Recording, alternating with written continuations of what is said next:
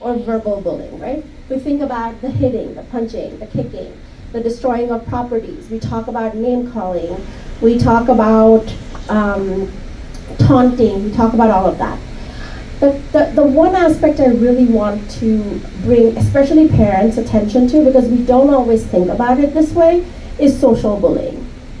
So somebody spreading rumors, excluding your child out of activities. So the entire class has been, the pure class to invite kita birthday party te thode bacche nu nahi bulaya. Or if, for the kids, if your friend is saying, well, if you talk to that person, I'm not talking to you, right? Or if you talk to that person, I'm not going to be your friend. If you want to be my friend, you have to stop talking to that person. Things like that are considered social bullying. And things like that are considered harassment, and they are considered bullying as well. We don't always put two and two together about that, right? So I encourage parents, especially in the room, as we're asking questions about, you know, aj school cha ki kita, and I'll be honest, right? A lot of you might get answers like, what did you learn in school? Nothing. How was school? Fine. What did you learn in math? Stuff. Right? You might get those answers. Fair enough. But maybe we start asking questions a little bit differently. Who did you have lunch with today? What did you do on the playground? What were the two friends that you played with? Right? I think those kinds of, who did you sit next to in math class, chem class, right? How are we changing the conversation around how our kids' day is going?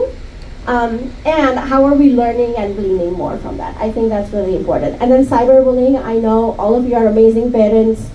You all know what's exactly on your kids' phones, and you're monitoring it 100%. I know that you are. So I'm 100% sure we're in the heart of the tech world here, and so I know all of you are doing. But yes, cyberbullying it can get pretty bad, especially as kids get access to more technology as they grow older. So I know everybody knows this. I know I don't need to tell you this because you've all been through this enough, right? But I think it still bears saying that it's very tempting to say things like, I get it all the time, Rucha auntie, yes, I'm an auntie, let's deal with it. That's fine, I've owned it. Rucha auntie, I don't want to be a snitch. Rucha auntie, I don't want to be that person. I just want to encourage you to think about the fact that asking for help or reporting something actually is an act of courage. It's a brave thing to do.